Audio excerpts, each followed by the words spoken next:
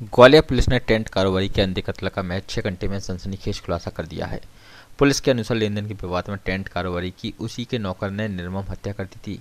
खास बात यह है कि वारदात के बाद आरोपी मृतक की जेब में रखे हुए कुछ रुपए भी ले गया था, जिससे उसने वैलेंटाइन डे पर अपनी प्रेमिका को देने के लिए नया मोबाइल खरीदा था। फिलहाल पुलिस ने आरोपी को गिरफ्तार कर लिया है और उससे एक नया मोबाइल सहित कुछ नकदी बरामद की है। गौरतलब है कि मंगलवार सुबह बोड़ापुर पुलिस को जागेश कुमार जाटव ने सूचना दी थी कि ट्रांसपोर्ट नगर में उसके जीजा सूरज चकोदिया का टेंट कारोबार से जुड़ा गोदाम है। वहां उनकी खून से सनी लाश पड़ी है। इसी सूचना पर पुलिस ने मौके पर पहुंचकर सबको कब्जे में ले लिया। साथ ही शुरुआती पड़ताल में सबके समीप ही खून से सना भारी भरकम हथौड़ा भी बरामद कर लिया था। इसके बाद माना जा रहा था कि किसी अज्ञात व्यक्ति ने सूरज के सिर हथौड़े से हमला कर उसे मौत के घाट उतारा है। मामला अंधे कत्ल से जुड़ा था। पुलिस ने घटनास्थल के आसपास लगे सीसीटीवी कैमरे के फुटेज खंगाले, जिसमें एक युवक सोमवार रात गोदाम से निकलकर जाते हुए नजर आया। इसी के बाद अज्ञात युवक की शिनाख्त रामाजी का पूरा निवासी छोटू उर्फ आसिफ खान के रूप में हुई। आसिफ सूरज की गोदाम पर नौकरी करता था और बस में सवार होकर मुरैना की ओर निकलने की फिराक में था, लेकिन उससे पहले ही पुलिस ने राउंड अप कर लिया। पुलिस ने जब आसिफ से पूछताछ की तो उसने सूरज की हत्या करना कबूल कर लिया और बताया कि लेन देन के विवाद के चलते उसने सूरज का कत्ल किया है। पुलिस के मुताबिक आरोपी आसिफ ने पुलिस को बताया कि हत्या के बाद उसने सूरज की जेब में रखे 30,000 रुपये निकाल लिए थे और मौके से भाग निकला था। उसने महाराजवाड़ी से वैलेंटाइन डे के मौके पर अपनी प्रेमिका को नया मोबाइल गिफ्ट करने के लिए खरीदा था। पुलिस ने आरोपी से एक नया मोबाइल और कुछ नकदी बरामद कर ली है। फिलहाल आरोपी आसिफ पुलिस की गिरफ्त में है और पुलिस उससे गहन पूछताछ कर रही है।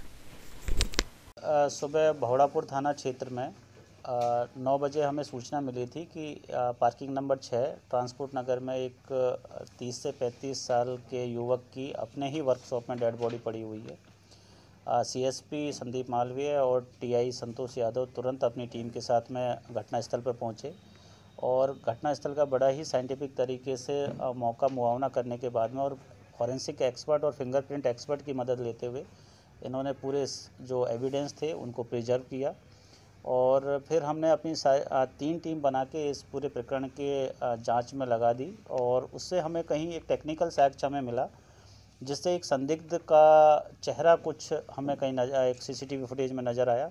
जब उस संदिग्ध को हमने आइडेंटिफाई कराने की कोशिश की तो एक हमारा शक और ज़्यादा मजबूत हुआ और उस आदमी को हमने ट्रेस करने की कोशिश की।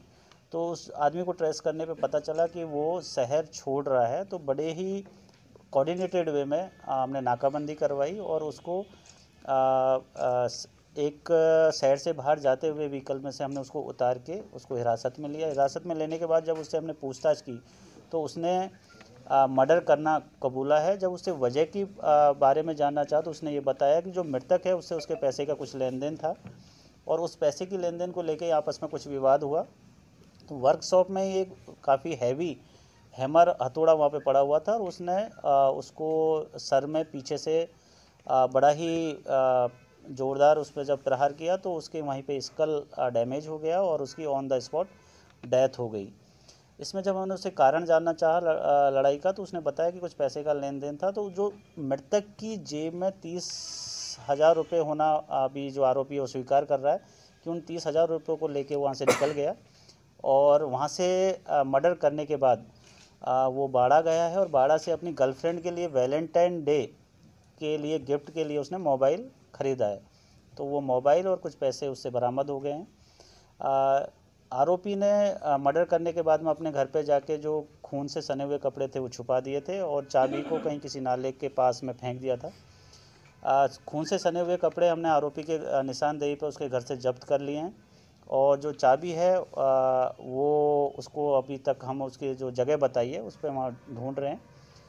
संभवतः अगर मतलब पानी में डेप्थ में नहीं होगी तो वो भी शायद मिल जाएगी। तो इस तरीके से जो पूरा प्रकरण है इसमें बड़े ही स्विफ्टली बड़े ही कोऑर्डिनेट वे में सीएसपी और टीआई साहब ने मिलके जो इतना सेंसेशनल मर्डर था उसको 4-5 घंटे में हमने उसको ट्रेस कर लिया है, आरोपी को गिरफ्तार कर लिया और उसकी निशानदेही पे जो कुछ फैक्ट्स हैं जो एविडेंसेज हैं जैसे कपड़े हो गया और उसके जो हैमर है वो हम सब चीज़ों को जब्ती में लेके आगे की इसमें वैधानिक कार्रवाई हमने शुरू कर दी। हाँ, जो ये आरोपी है, ये जो मृतक है उसी के वर्कशॉप में काम करता था और कुछ पैसे का इनका लेन देन था, उसी बात को लेके इसने मर्डर किया है। क्या बैकग्राउंड कैसा है आरोपी का, क्या है? बैकग्राउंड ये मतलब डे टू डे मतलब लेबरर है। इसका कुछ अभी क्रिमिनल रिकॉर्ड हम बाकी थानों से मंगवा रहे हैं। लगभग वेल्डिंग का काम करता है और लगभग 20-22-25 साल की इसकी उम्र रही है।